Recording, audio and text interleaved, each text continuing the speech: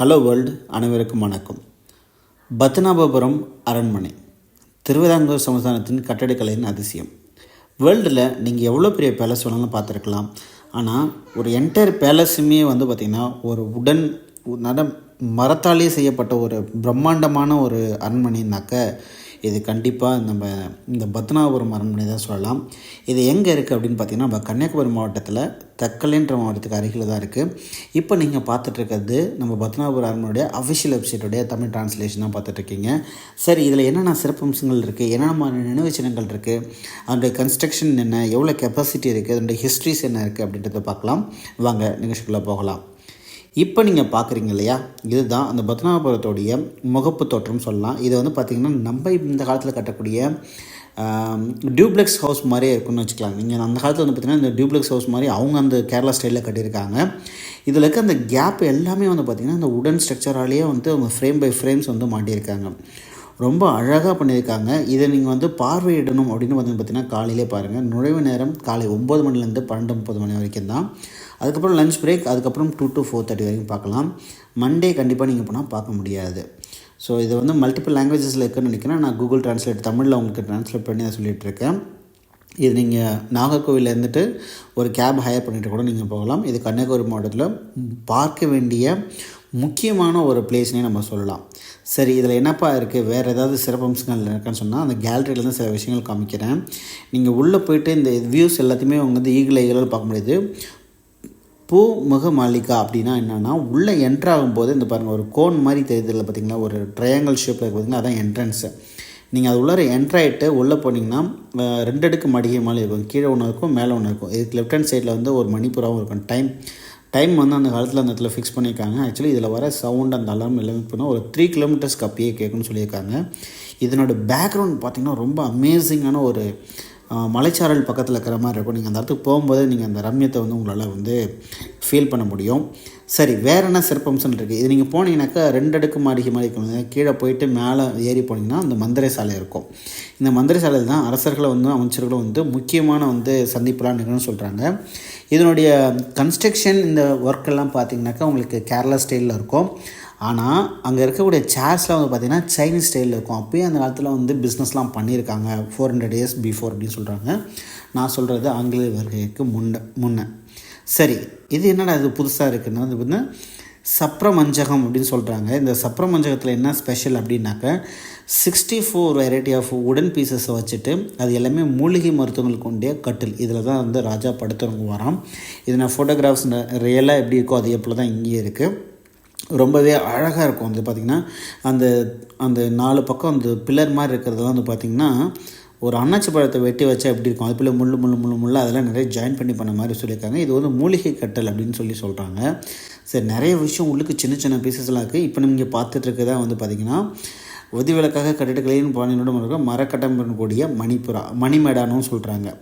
சரி, வேறு என்ன இருக்குதா, இந்த கன்ஸ்ட்ரக்ஷன் ஒர்க்கு பாருங்கள். உள்ளுக்கு இருக்க கேப் பார்த்திங்கன்னா கீழே உடன் அந்த உட்டே அது என்ன உட்டுன்னு தெரியல, கிட்ட பலா உட்டில் செஞ்சுருக்காங்களா என்னன்னு தெரியல. இன்ன வரைக்கும் அதை மெயின்டைன் பண்ணிகிட்ருக்காங்க. அதில் பார்த்திங்கன்னா நம்ம உடன் பாலிஷ் கூட இல்லை, அது மாதிரி வித்தியாசமாக இருக்குது. இந்த பழைய காலத்து பில்டிங்லாம் பார்த்தா பில்லர்ஸு, முற்றம் வச்ச வீடு, ஓடில் எல்லாமே பார்த்திங்கன்னா வித்தியாசமாக இருக்கும். ஆனால் எங்கே பார்த்தாலும் அந்த மர வேலைப்பாடுகள் தான் இருக்குது எங்கே பார்த்தாலும். இதில் பார்த்திங்கன்னா வேறு சில விஷயங்கள் என்னென்ன இருக்குது அப்படின்றத நான் உங்களுக்கு அது வீடியோவில் போடுறேன், நீங்கள் பாருங்கள். சில பிக்சர்ஸ்லாம் பார்த்திங்கன்னா அங்கே உள்ளுக்கு நாட் அலோட், வீடியோஸ்லாம் எடுக்க முடியாது. ஆனால் நீங்கள் உள்ளே போகும்போதே என்ட்ரன்ஸில் ஃபீஸ் கட்டிட்டு சில ஃபோட்டோஸ் நீங்கள் எடுக்க முடியும். இதை பற்றின ஹிஸ்ட்ரிஸ் தான் நான் உங்களுக்கு எக்ஸ்பிளைன் பண்ண போகிறேன். வாங்க நிகழ்ச்சிக்குள்ளே போகலாம். ஹலோ வேர்ல்டு, அனைவருக்கும் வணக்கம். பத்மநாபபுரம் அரண்மனை பற்றி தான் நீங்கள் ஒரு இன்ட்ரோவை பார்த்துருப்பீங்க. இதை பற்றின டீட்டெயில் எக்ஸ்ப்ளனேஷனை உங்களுக்கு ஆஃபிஷியல் வெப்சைட்லேருந்து உங்களுக்கு ஷேர் பண்ணுறேன். ஸோ இதனோட அரண்மனை ஹிஸ்ட்ரி நம்ம ஏற்கனவே சொல்லிக்கிறோம். நம்ம தமிழ்நாட்டுடைய தெற்கு பகுதி கடைக்கோடியான கன்னியாகுமரி மாவட்டத்தில் தக்கலைக்கு பக்கத்தில் இருக்கக்கூடிய பத்மநாபபுரம் அப்படின்ற ஊரில் தான் இருக்குது. இந்த பத்மநாபபுரம் ஊரில் இருக்கிறதாலே என்னவோ தெரியல, இது பத்மநாபபுரம் அரண்மனைன்னு சொல்கிறாங்க. இது இப்போ இருக்க ட்ரெண்டிங்கான நேம் பார்த்திங்கன்னா கல்குளம் அரண்மனைன்னு சொல்கிறாங்க. இது வந்து பார்த்திங்கன்னா திருவிதாங்கூர் சமஸ்தானத்தில் கட்டப்பட்ட அரண்மனையால் கேரளா அரசின் கட்டுப்பாட்டில் தான் இருக்குது. என்னதான் தமிழ்நாட்டில் இருந்தாலும் வந்து இதை மெயின்டைன் பண்ணுறது மற்றபடி அதனுடைய பராமரிப்பு பணிகள் எல்லாமே வந்து பார்த்திங்கன்னா கேரளா கவர்மெண்ட்டில் தான் வச்சுருக்காங்க.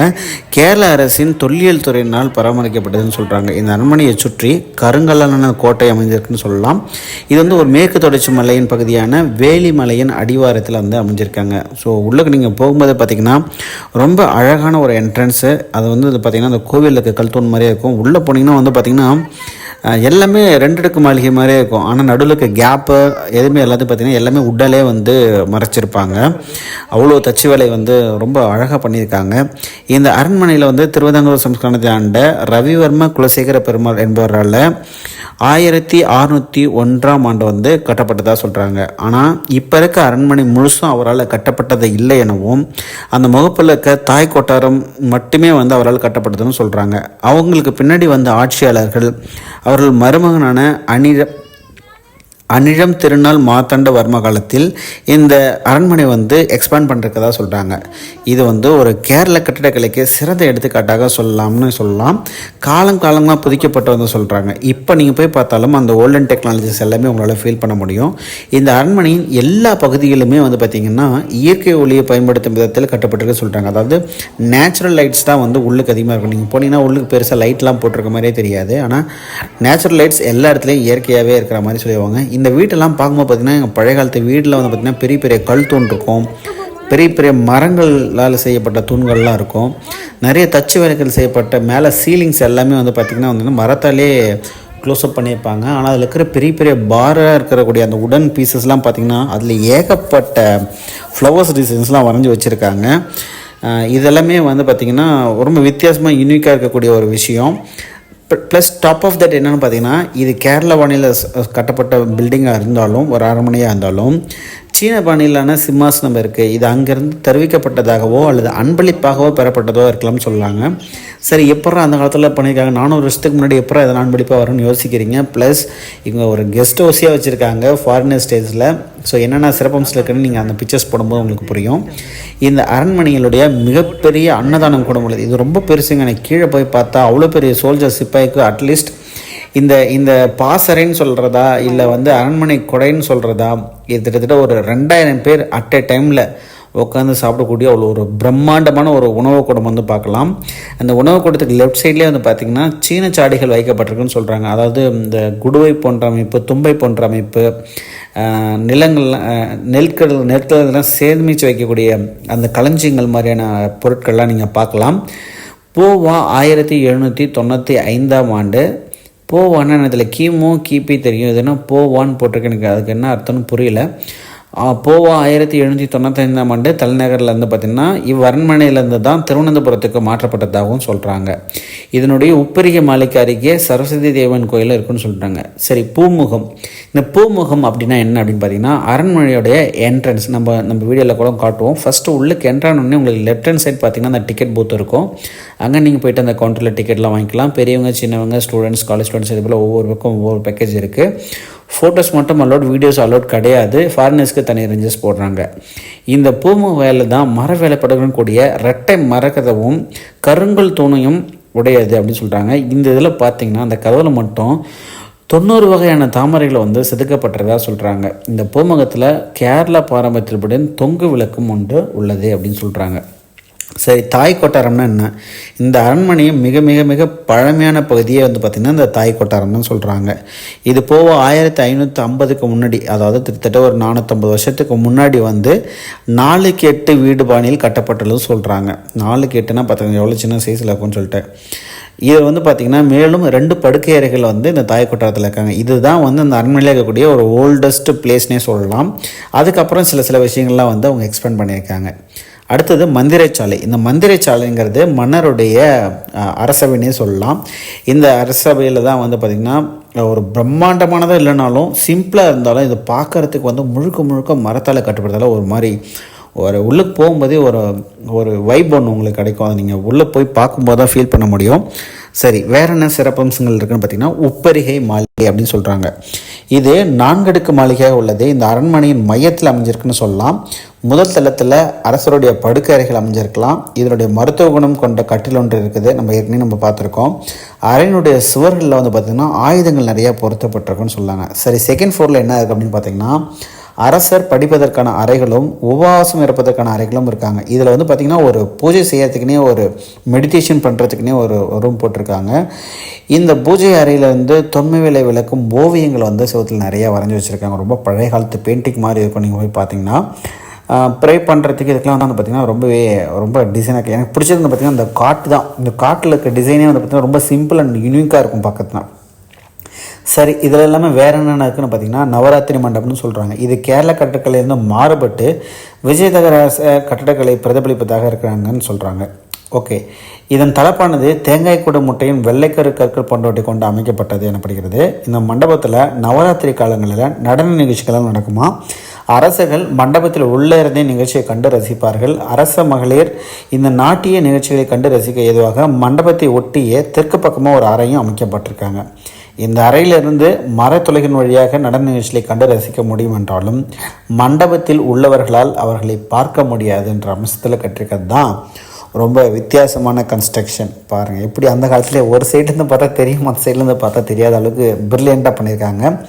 சரி, வேறு என்னென்ன முக்கியமான கட்டங்கள் இருக்குன்னு பார்த்தீங்கன்னா ஹோமபுரம் அப்படின்னு சொல்கிறாங்க. அதாவது சடங்குகள் யாகங்கள் செய்யும் பகுதிக்கு வந்து பார்த்து ஹோமபுரம்னு சொல்கிறாங்க. இந்திர விலாசம், இந்த இந்திர விலாசம் வந்து பார்த்திங்கன்னா கிட்டத்தட்ட டிப்பிக்கலாக வந்து ரஷ்யன் ஸ்டைலில் இருக்கும், இல்லைனா ஃபாரினர் ஸ்டைலில் இருக்கும்னு சொல்லி போர்டு வச்சுருக்காங்க. விருந்தினர் இல்லாமல் செயல்பட்டது. இது மேற்கத்திய கலாச்சாரத்தையும் மேற்கத்திய சாயலையும் கொண்டிருக்கிற மாதிரி சொல்கிறாங்க. இது வந்து பார்த்திங்கன்னா விருந்தினர் இல்லமாக தான் இருந்திருக்குன்னு சொல்கிறாங்க. நீங்கள் போனீங்கன்னா வெஸ்டர்ன் டாய்லெட் இருக்க மாதிரி நம்மளுக்கு இந்தியன் டாய்லெட்டே அந்த மேலே மாடியிலே செட் பண்ணியிருப்பாங்க. அதுக்கு பக்கத்துலேயே பார்த்திங்கன்னா ஒரு நாடக சாலை இருக்கும். அதுக்கப்புறம் ஒரு மேக்கப்னே ஒரு தனியாக ஒரு ரூம் போட்டிருப்பாங்க. தெற்கு கொட்டாரம் வந்து பார்த்திங்கன்னா தாய் கொட்டாரத்தை போன்றே பழமையானது இருக்கும். தற்போது அருங்காட்சியகமாக செயல்படுறதுன்னு சொல்கிறாங்க. சரி, வேறு என்னென்ன விஷயங்கள்லாம் வந்து பார்த்திங்கன்னா எனக்கு ரொம்ப வித்தியாசமாக தேவைப்பட்டது பார்த்திங்கன்னா அந்த அரண்மனையோட உச்சியில் இருக்கக்கூடிய ஒரு மணிக்கூண்டு, அந்த மந்திர சாலை, அந்த காட்டு, அதுக்கப்புறம் கொஞ்சம் தூரம் போனீங்கன்னா அவங்க வில்லேஜ் ஸ்டைல் யூஸ் பண்ணக்கூடிய வெசல்ஸ், அந்த கிச்சன் ஐட்டம்ஸ் எல்லாமே வந்து பார்த்திங்கன்னா ரொம்ப வித்தியாசமாக இருந்துச்சு. அதே போல் அந்த கண்ணாடிலாம் வந்து பார்த்திங்கன்னா அந்த மேக்கப் போடுற கண்ணாடிலாம் வந்து பார்த்திங்கன்னா ரொம்ப பழசு, ஊஞ்சல் ரொம்ப பழசு. அப்புறம் ராணி குளிக்க போகக்கூடிய குளம் வந்து இப்போ லாக் பண்ணி வச்சுருக்காங்க. அந்த குளம் வந்து பார்த்திங்கன்னா உள்ளுக்கு இருந்தே ஸ்டெப் டவுன் பண்ணிட்டு போய் பார்க்குற மாதிரி இருக்கும். அந்த மேக்கப் ரூம் சுற்றிலும் வந்து பார்த்திங்கனாக்கா கிருஷ்ணருடைய அந்த பெயிண்டிங்ஸ் எல்லாமே வந்து கிருஷ்ணரை பறைசாற்றக்கூடியதாக இருக்கும். அதுக்கப்புறம் இன்னும் ரொம்ப இன்ட்ரெஸ்டிங்கான ஒன்று வந்து பார்த்திங்கன்னா எனக்கு வந்து ராஜா வந்து இப்போது ஸ்ட்ரீட்டில் வந்து வியூ கொடுக்குறாரு அப்படின்னா எப்படி பண்ணுவாங்க வந்து பார்த்தீங்கன்னா ஒரு மாடத்தில் நின்று அது வந்து கையாசிச்சு காட்டுற மாதிரிலாம் படத்தில் காட்டுவாங்க இல்லைங்களா. அதே போல ஒரு மாளிகை வந்து உப்பரிகை மாளிகை மாதிரி ஒன்று கட்டியிருக்காங்க. அதில் எனக்கு தெரிஞ்சு என்னென்னா யானை மீது வந்தாலும் பார்க்கலாம், இல்லை ஊர்வலம் கடவுள் சாமி இது போல் எந்த ஊர்வலம் வந்தாலும் பார்க்கலாம். மக்களும் அந்த இடத்துல இருந்து ராஜாவை தரிசிக்க முடியும். அது வந்து ஒரு 3D ப்ரொஜெக்ட் பண்ண மாதிரியான ஒரு இடத்துல போட்டிருந்தாங்க. ரொம்பவே அழகாக இருந்துச்சு அந்த இடம். ஸோ இது எல்லாமே இது போல் நிறைய விஷயங்கள் சின்ன சின்ன விஷயங்களாக இருந்தாலும் ரொம்பவே ரசிக்கக்கூடிய, நீங்கள் எங்கே பார்த்தாலும் உடன் பீசஸாக இருக்கக்கூடிய உடன் கன்ஸ்ட்ரக்ஷன். எனக்கு தெரிஞ்சு உலகத்திலேயே மிகப்பெரிய மர வேலைப்பாடுகள் நிறைந்த ஒரு மிகப்பெரிய அரண்மனைனே சொல்லலாம். நீங்கள் கன்னியாகுமரிக்கு எப்போயாவது விசிட் பண்ணுறதா இருந்தாக்க இந்த கோட்டையை கண்டிப்பாக நீங்கள் வந்து பார்த்துட்டு வாங்க. அதனுடைய லொக்கேஷனே உங்களுக்கு வந்து அல்டிமேட்டாக இருக்கும். வேறு ஏதாவது இந்த டீட்டெயில் உங்களுக்கு நான் சொல்ல மறந்துருந்தாலும், இல்லை நீங்கள் இந்த பிளேஸில் ஏற்கனவே விசிட் பண்ணிவிட்டு அதை பார்த்து வியந்த ஏதோ பொருளாக இருந்தாலும், இல்லை இதில் ஏதாவது சில விஷயங்கள் வந்து இம்பார்ட்டண்டான விஷயத்தை நான் சொல்ல தேவைன்னு இருந்தாலும் நீங்கள் மறக்காமல் இதை கமெண்டில் போடுங்க. அதனால் அடுத்தவங்க வரக்கூடிய வியூவர்ஸ்க்கும் அதை ஃபாலோ பண்ணி போகிற நம்மளுடைய வியூவர்ஸ்க்கும் வந்து ரொம்ப யூஸ்ஃபுல்லாக இருக்கும். மேலும் ஒரு பிரம்மாண்டமான நிகழ்ச்சியில் வேறு ஒரு விளையாட்டில் சந்திக்கலாம். நன்றி, வணக்கம்.